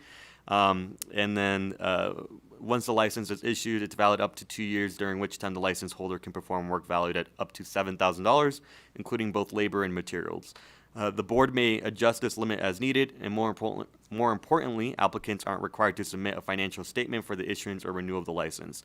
They must, however, maintain a surety bond of at least $2,000 and complete a business counseling class before applying, along with the passing of an entry-level exam. After holding a restricted license for 2 years and meeting all necessary conditions, a license holder can apply for an unrestricted contractor license if they have no unresolved complaints and meet any further examination requirements as relevant to the board. So just as what we're talking about today, so obviously we've had a consideration in terms of whether or not we needed to raise a threshold, which is in Senate Bill 130. I think the question that many of us asked ourselves is, how are folks going through the pathway of getting licensed so that they don't have to do unpermitted work? And so that's kind of the discussion that we've had. And so at this time, I'll, Chair, if we can turn it over to Mr. Guzman to talk more about from his members. Good morning, Chair and members of the committee. My name is Peter Guzman, and I have the honor and privilege of being the president of the Latin Chamber of Commerce, Nevada. I also want to say thank you to each and every one of you. It's a privilege to be in front of you, and I want to say thank you for serving this great state of Nevada. I want to sincerely thank Senator Doñate and the Nevada Contractors Board for their invaluable collaboration with the Latin Chamber in crafting this essential legislation. This bill represents a decisive step forward, not just for growth, but for the creation of new opportunities within Nevada's home remodeling industry. It opens the doors for small businesses and aspiring contractors, paving the way for a brighter future. The current licensing process is a significant barrier for those just starting out. The existing requirements would create obstacles that limit the ability of small businesses to compete and individuals' critical experience, which is key to this. The bill effectively addresses these challenges by reducing barriers to entry. This legislation empowers more small businesses to enter the market and take on small residential jobs by simplifying the licensing process. These individuals will be appropriately licensed, insured, and supervised by the Nevada Contractors Board, ensuring quality in our industry. 2, fueling economic growth. Small businesses are the backbone of our economy. By easing licensing requirements, we will stimulate job creation and enhance the overall economic prosperity of our communities. This initiative also sets the stage for training the next generation of general contractors who employ Nevadans. Expanding opportunity. This bill establishes a clear pathway for skilled individuals to work legally, enhancing their earning potential and enabling them to offer valuable services within their communities. The Latin Chamber is eager to partner with the Nevada Contractors Boards to ensure applicants have the necessary resources to obtain licenses successfully. Key benefits for aspiring contractors. Gaining practical experience. Many talented individuals have the skills and ambition to thrive as contractors, but lack the formal qualifications required for a full contractor's license. This bill allows them to gain hands-on experience in the home remodeling field, laying the groundwork for future business advancement. Pathway to licensure. This legislation creates a vital stepping stone towards obtaining a full contractor's license by allowing individuals to operate under a more accessible but limited home remodeling license. This will create a robust pipeline of qualified professionals, ensuring the continued health of the Nevada construction industry. Skill development. Engaging in remodeling projects enables individuals to cultivate essential skills in project management, customer service, and trade-specific techniques. This experience is crucial for those aiming to build a successful career in construction. By directly addressing the growing demand for skilled trade workers in Nevada, this bill strengthens our workforce and ensures are well-equipped to meet the challenges of our expanding economy. We recognize the importance of maintaining quality and safety in our home remodeling.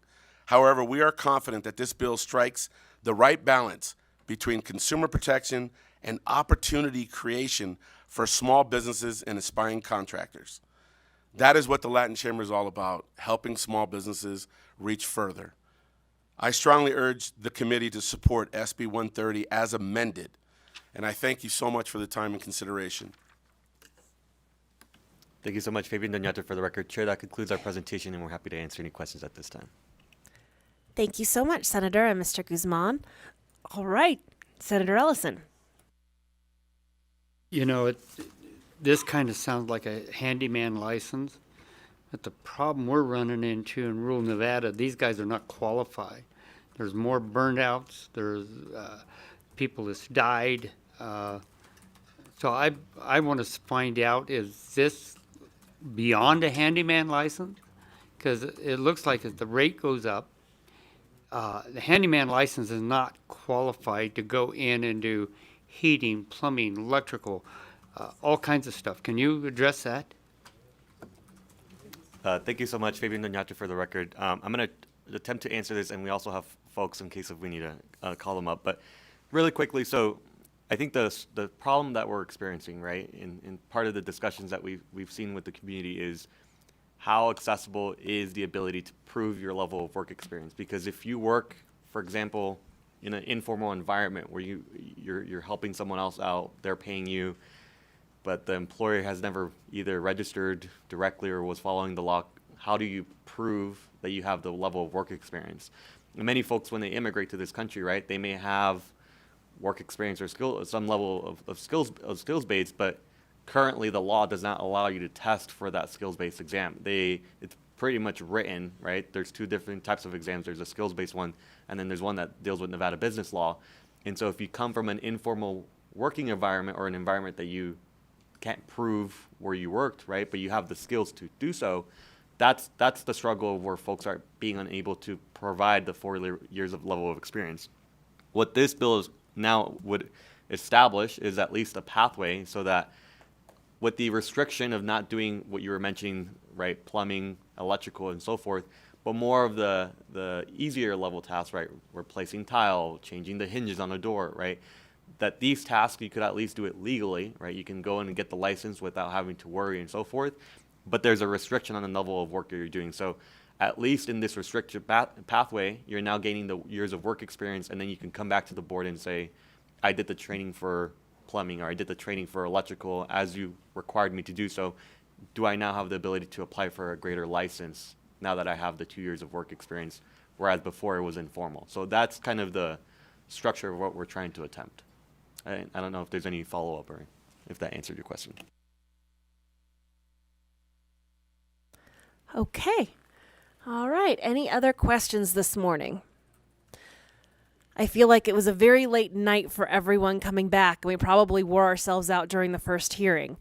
All right, I don't see any further questions. So I thank you both so much for the presentation this morning on Senate Bill 130 and the proposed conceptual amendment, which gutted the initial bill and replaced it. With that, we will have you step back from the table and we'll take testimony in support of Senate Bill 130. We'll start in our physical locations.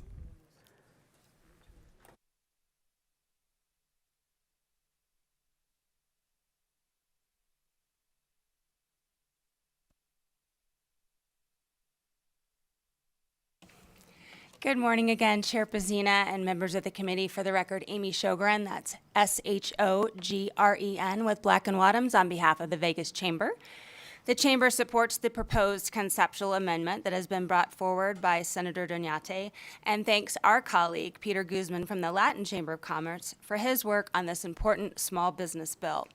We believe the creation of this proposed restricted license that would be offered by the Contractors Board will help entrepreneurs and small business owners that wish to do work relating to residential remodeling while also ensuring board oversight to protect consumers. Therefore, we support SB 130. Thank you. Good morning, Chair Brazina and members of the committee. My name is David Bihar, for the record. I'm the current executive officer for the Nevada State Contractors Board, and I'm here today in support of SB 130. The Nevada State Contractors Board would like to thank Senator Doñate and the other stakeholders for their ongoing discussions with us regarding this bill. The Nevada State Contractors Board currently regulates more than 18,000 licensed contractors across Nevada, and we're responsible for protecting the health, safety, and welfare of the public, in addition to the interests of licensed contractors and members of the industry, more importantly. Our board believes that the amended language in SB 130 would afford individuals who wish to perform residential remodeling, which again do not involve life safety trades, a regulated pathway to licensure that would also assure public protection and the continuity of industry standards. Those that currently perform unlicensed work above $1,000 or have struggled to qualify for licensure would now be provided an opportunity to perform work lawfully while gaining experience in a controlled setting. This measured approach would allow for future advancement and growth while also ensuring consumer protection. Our investigative staff at our board regularly encounter individuals who currently perform this work, and therefore our board believes the approach outlined in the amended SB 130 would help address this issue for the betterment of the public and also the advancement of our industry. Thank you. Thank you, Madam Chair and members of the committee. My name is Alexis Motorex with the Nevada Chapter Associated General Contractors. It's MOTAREX. We are here in support of SB 130 as presented with the amendment. We appreciate the sponsor's willingness to hear our concerns. This is a thoughtful approach that strikes a balance between easing the barriers of entry for many trying to build a small business in construction while also protecting the consumer. We urge your support. Thank you. Good morning, Chair and members of the committee. For the record, my name is Cade Grogan. That's CADEGROGAN, speaking on behalf of the Nevada Contractors Association. The NCA represents the commercial construction industry in Southern Nevada and is in support of SB 130 with the conceptual amendment and would like to thank the sponsor for his work on the bill. Thank you.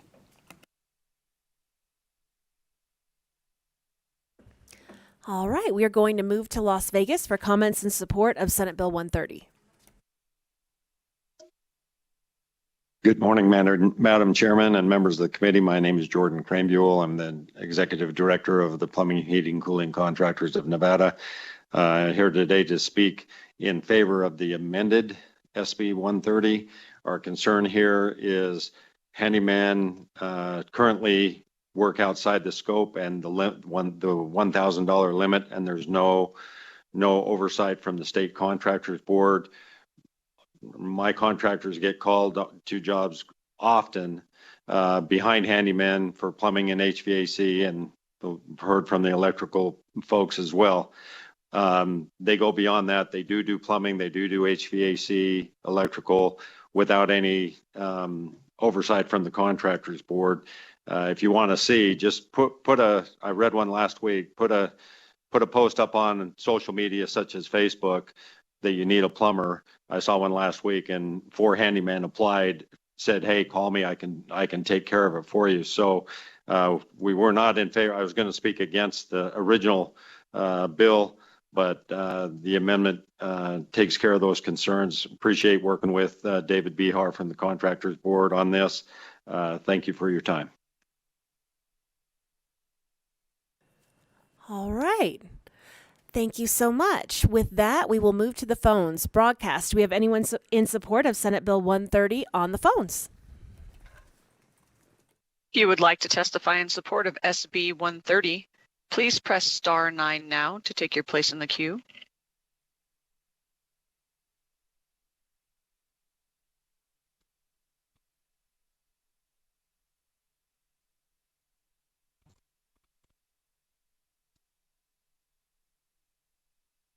Caller with the last 3 digits of 967, you are unmuted. Please continue. This is Wiz Rizard, WIZROUZARD, Deputy State Director with the American for Prosperity. And on behalf of our activists, we'd like to encourage everyone to support SB 130. When we talk about more freedom and economic opportunity empowerment, there's no better pathway than what has been laid out in SB 130. This is about ensuring that people are able to not only call Nevada home, but to call new career opportunities as a way of life to support themselves and their family. We do believe that the bill is going in the right direction along with the conceptual amendments, and we greatly appreciate the bill sponsor and stakeholders for bringing this forward. Thank you.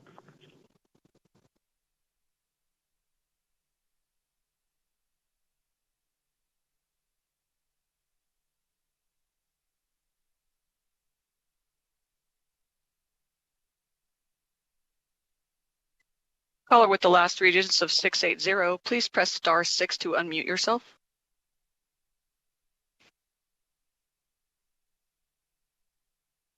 Again, caller with the last three digits of 680, please press star 6 to unmute yourself. Thank you. Please continue. Good morning. My name is Debbie Holloran, and I'm fully in support of the SB 130 bill. I feel it will help create more jobs in our community. Thank you very much. Have a great day.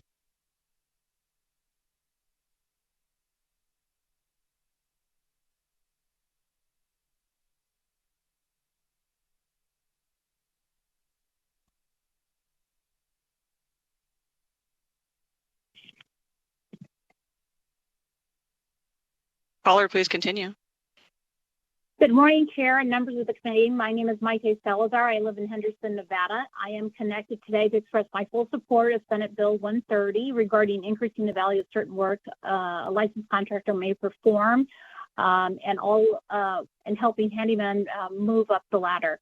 As a resident of Nevada, I believe passing this bill will create greater opportunities in helping small businesses grow, expand, and also create jobs all across our state. So I urge you to vote in favor of this bill.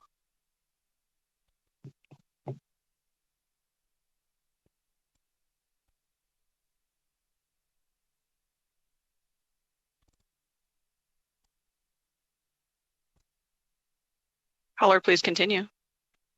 Good morning. My name is Alana Ariel, and I'm in full support of SB 130 as it's amended, and as it will support many opportunities for growth in our these hardworking folks, and it will potentially create more jobs.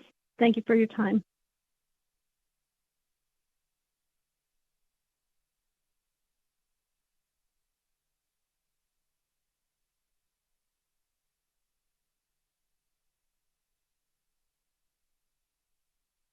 Good morning. My name is Eddie Diaz, EDDIE-DIAZ. I am the Strategic Director for the Libre Initiative Nevada, one of the largest Latino organizations dedicated to empowering the Hispanic community in Nevada and across the nation. On behalf of the Libre Initiative, I'm here to express our strong support for Senate Bill 130. This adjustment reflects a realistic understanding of current material and labor costs, allowing contractors to more effectively address small repairs and improvements. For many in our community, especially small business owners and homeowners, this flexibility ensures better access to essential services without incurring significant costs or delays. Furthermore, by allowing contractors to perform a broader range of minor work, this bill promotes job opportunities and enhances competition, directly benefiting Latino workers and business owners while stimulating local economic growth. For these reasons, we strongly urge the approval of SB 130, confident that will bring positive economic and social benefits to our community and the state as a whole. Thank you for your time and consideration. If you recently just joined us, we are currently in testimony of support of SB 130. If you would like to testify in support, please press star 9 now to take your place in the queue.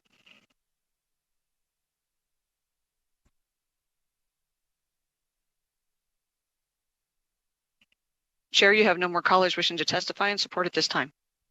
Thank you so much, broadcast. All right. We will close out testimony in support of Senate Bill 130 and open testimony in opposition, starting with our physical locations.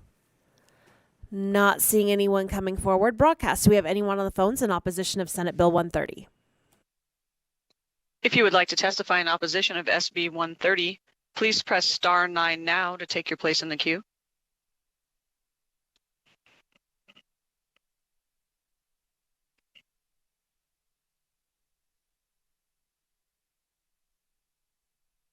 Chair, you have no callers wishing to testify in opposition at this time.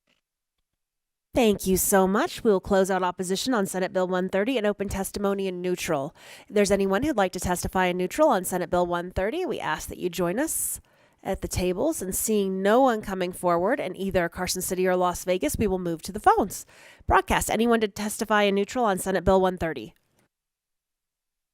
If you would like to testify neutral on SB 130, please press star 9 now.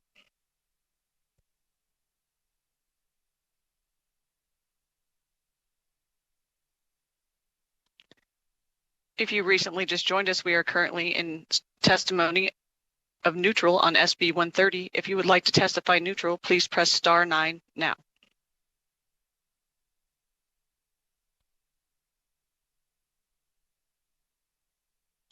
Chair, you have no callers neutral at this time. All right. Easily done. We are going to close out testimony in neutral and invite our presenters back to the table to make any closing statements on Senate Bill 130. I had a different closing statement, but I was so moved by the testimony from some of these folks that I want to just say thank you to all of them. I'm sorry? Oh, Peter Guzman, president of the Latin Chamber of Commerce. Again, I just wanted to, I was so moved by the quality of the speakers that I want to personally say thank you to all of them, especially the contractors boards and the other affiliates. But the contractors board, in all of our conversation, was always about safety. And so I commend them for coming forward and helping this bill get to where it is today, where I think it gives a lot of the small guys an opportunity at growth. In Vegas, we're seeing a lot of younger and younger folks in this kind of construction business, and so we want to help them grow and create more jobs, and this will do that. And so, again, thank you to all of you for serving, and I appreciate this time. Thank you so much, Mr. Guzman and Senator Dunyate. All right, with that, we will close the bill presentation on Senate Bill 130, and we will move into the next item and final item on our agenda, which is public comment. Members of the public may provide public comment in person, by phone, or submit written public comment to the committee's email address. Instructions for providing public comment may be found on the agenda, including the call-in information. We look forward to hearing your comments. Finally, clearly state and spell your name for the record. We'll begin with any public comment in our physical locations. And seeing people headed to the doors rather than the table, it doesn't look like we have any in Carson City or in Las Vegas. Broadcast, is there anyone who'd like to make public comment over the phone? If you would like to provide public comment, please press star 9 now to take your place in the queue.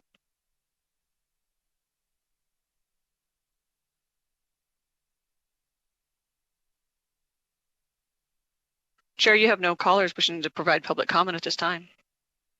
Thank you so much, Broadcast. With that, we will close out public comments. That does conclude our meeting for today. We will be back here Wednesday, March the 19th at 8 a.m. And we wish everyone a very happy St. Patrick's Day. This meeting is adjourned.